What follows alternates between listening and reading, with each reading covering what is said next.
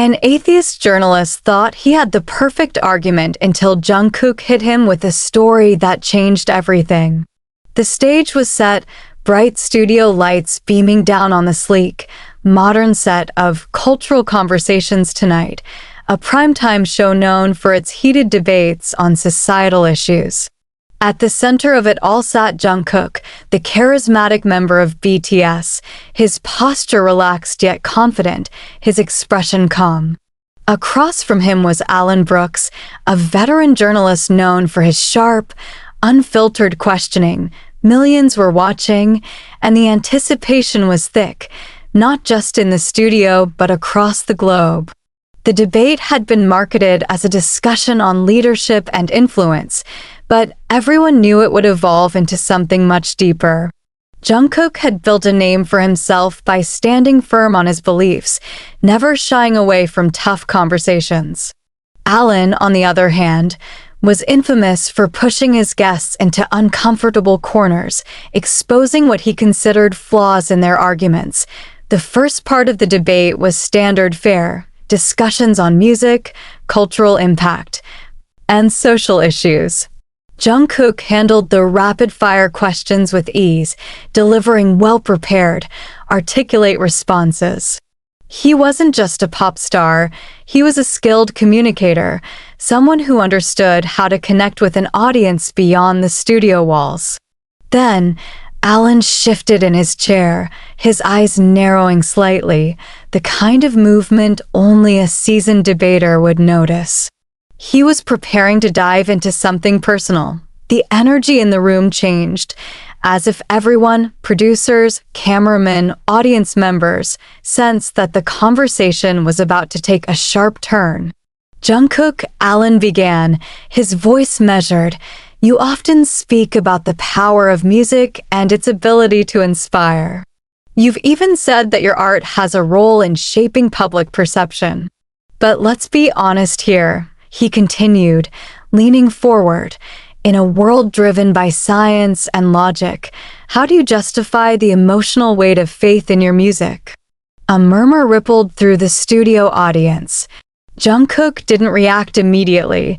He let the question hang in the air, absorbing its weight. Alan wasn't just questioning his personal beliefs, he was challenging the very relevance of emotion in a world that often prioritizes facts. There are millions who argue that faith is nothing more than an outdated concept. Alan pressed on. Do you think that's fair? Or are you just unwilling to admit that faith is losing its place in modern society? The room felt tighter, people shifting in their seats, the cameras zooming in to capture every expression. Alan had thrown a match into a dry field, and everyone was waiting to see if Jungkook would let it burn or extinguish the flames with something unexpected. But Jungkook didn't rush to answer. He took a breath, tilted his head slightly, and offered a small, almost imperceptible smile because he knew exactly what to say next. Alan leaned back, tapping his pen against the desk, waiting. The audience was waiting too, the silence in the studio electric. Jungkook let the question settle for just a moment longer before he spoke.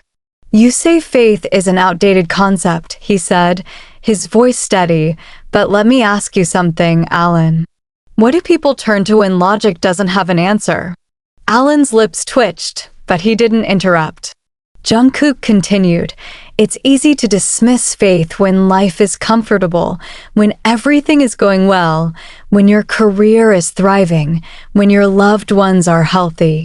But when the ground beneath you disappears, when you're faced with loss, when you're staring at the unknown, what do you reach for then?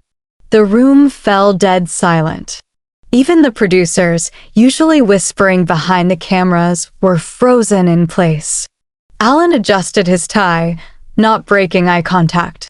People turn to faith because they're desperate, he said, his voice low. That doesn't make it real.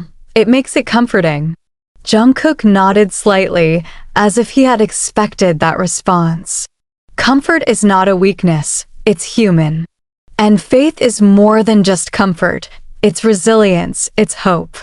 It's the belief that even in the darkest moments, there's still meaning. You can call that naive, but I'd argue it's what has kept people from collapsing under the weight of suffering for centuries. Alan exhaled through his nose, shifting in his chair. So you're saying belief is necessary for survival? I'm saying belief is what makes survival worth something, Jungkook replied, his tone firm yet gentle. Alan smiled faintly, shaking his head. You're good, Jungkook. But let's talk facts. Music and art have been responsible for some of the worst atrocities in history, manipulation, exploitation. And yet you defend the emotional weight of your art as if it's only ever been a force for good. Jungkook's expression didn't waver. I won't deny that people have misused art for their own agendas, but let's be fair. Music has also been the foundation for some of the greatest acts of courage, sacrifice, and kindness the world has ever seen. It has inspired movements, brought people together, and provided solace in times of despair. You can't erase that just because some have twisted it for their own purposes. Alan sat back, studying him. He didn't have an immediate retort, and Jungkook took the opportunity to lean in slightly. But if you really want to know why I believe in the power of music, why I defend it, it's not just about history or politics. He paused. It's about a fan I met years ago. Alan's brows furrowed slightly. A fan? Jungkook nodded, his voice softening. Her name was Mia, and she taught me something about the power of music that no debate could ever shake. He rested his hands on the table, fingers interlaced, his gaze unwavering as he began to speak, his voice quieter now, more deliberate. Years ago, I was performing at a small venue, and after the show, a young girl approached me. She was shy, but her eyes were filled with hope. She told me that my music had helped her through some of the darkest times in her life. She had lost her father and felt utterly alone. But my songs gave her a sense of connection, a reminder that she wasn't alone in her pain. Jungkook paused, letting the weight of his words settle in the room. I remember asking her how she found the strength to keep going. She looked at me and said, "Music is my faith. It's what keeps me standing when everything else feels lost." The studio was silent, the audience captivated. Jungkook continued, "I realized then that music isn't just something people listen to, it's a lifeline. It's what helps them navigate the hardest parts of life. You can call it irrational, but when someone loses everything and still finds the strength to keep going, there's something in that, something you can't measure, but also can't ignore." Alan blinked, opening his mouth slightly as if to respond, but then shutting it again. Jungkook's story lingered in the air, pressing down on everyone in the studio.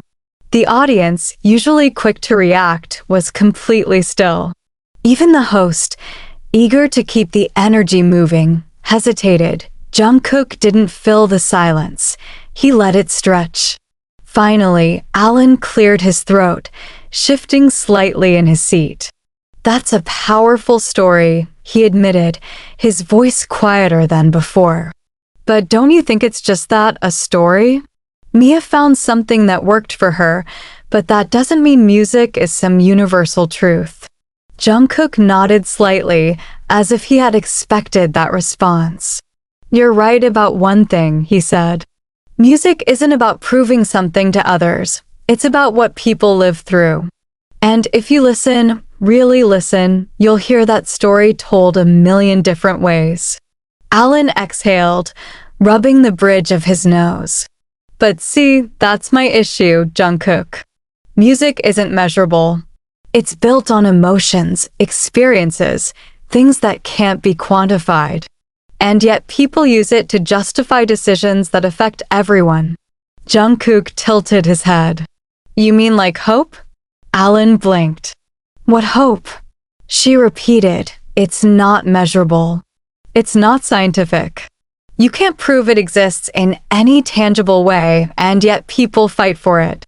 They survive the impossible because of it. They hold on to it even when logic says they shouldn't. She let that sink in before continuing. Would you tell someone who lost everything in a disaster that their hope is just an emotional crutch? That their belief in something better isn't real because it can't be put under a microscope? Alan shifted in his chair again, but he didn't interrupt. That's the thing about music, Jungkook continued. It's not about controlling people, it's about how they make sense of the hardest parts of life. You can call it irrational, but when someone finds solace in a song, there's something powerful in that. Alan's fingers tapped lightly against the desk, his usual sharpness softened. He wasn't just debating anymore, he was thinking. The host finally interjected, sensing the shift in the room. Alan, do you have a response to that? Alan opened his mouth, then closed it, glancing toward the audience as if searching for some kind of reaction to ground himself. But no one spoke. When he finally answered, his voice lacked its earlier edge. I think I need to process that. A murmur rippled through the audience. It wasn't the dramatic rebuttal they had been expecting. It was something far more rare, a moment of honesty. The debate wrapped up moments later, but the conversation was far from over. The usual applause that followed felt hesitant, as if the audience wasn't sure how to react. They weren't walking away with just another soundbite. They had felt something, and that wasn't easy to shake. As Alan gave Jungkook a small nod and stepped off stage. He didn't linger for small talk or post-show commentary. Instead, he walked straight toward the exit, his posture stiff, his thoughts clearly elsewhere. Jungkook, however, remained seated for a moment longer, hearing the whispers from the crew and seeing the way the audience exchanged glances. Some looked moved, others unsettled, but no one looked unaffected. The moment the cameras cut, the first wave hit. Jungkook's phone buzzed non-stop, messages, missed calls, notifications piling up. Social media exploded, clips of the exchange circulating, people dissecting every moment. But what shocked Jungkook the most wasn't just the reaction from his usual supporters, it was the response from the other side. I don't consider myself religious, but what he said really made me think. I've never heard someone defend music without attacking the other side.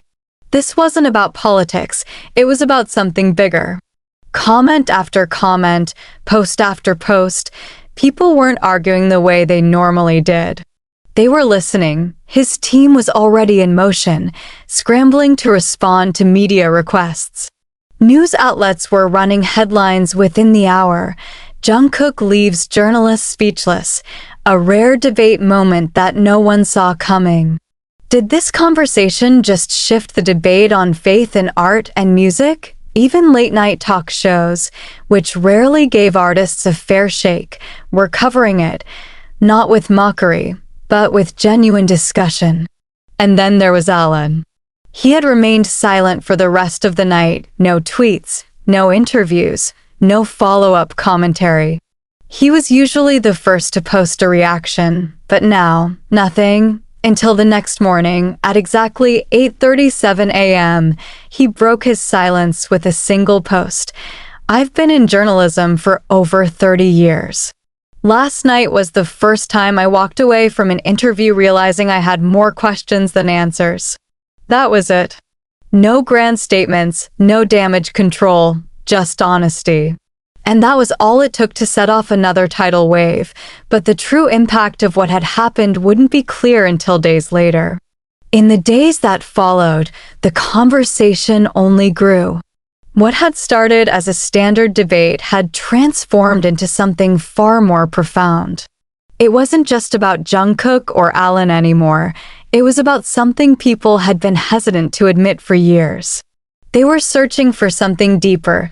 It became impossible to scroll through the internet without seeing the debate dissected from every angle. Podcasters, columnists, and commentators weighed in. Some called it a defining moment for faith in public discourse. Others called it a wake-up call. But the most surprising reactions came from the most unexpected places. A well-known comedian, famous for ridiculing art, admitted on his podcast, "Look, I still don't believe in music's power, but that guy made me wish I did." And that's saying something. A prominent scientist tweeted, "Art and science don't have to be enemies." Last night, I was reminded why so many still hold on to belief, even in the face of uncertainty. And then there were the emails. Jungkook's inbox had always been full, supporters, critics, and the occasional fan request.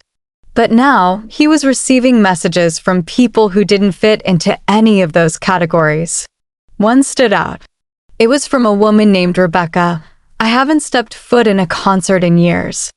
I lost my faith in music a long time ago, but after watching your debate, I sat in my car and cried, not because I suddenly found a new favorite song, but because I realized something. I missed believing in something bigger than myself." Jungkook read the email twice, then a third time. He had spent his entire career in music, fighting for his art, but this was different. This wasn't about winning an argument or securing fans.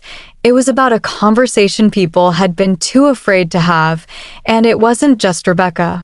Over the next few weeks, stories poured in, people sharing their own experiences, their own moments of connection through music. This wasn't about proving one side right and the other wrong. It was about reminding people that faith in music, in humanity, or in something yet to be understood, wasn't weakness.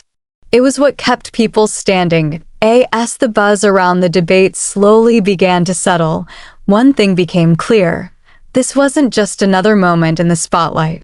It wasn't something that would be forgotten in the news cycle or lost in the endless noise of internet discourse.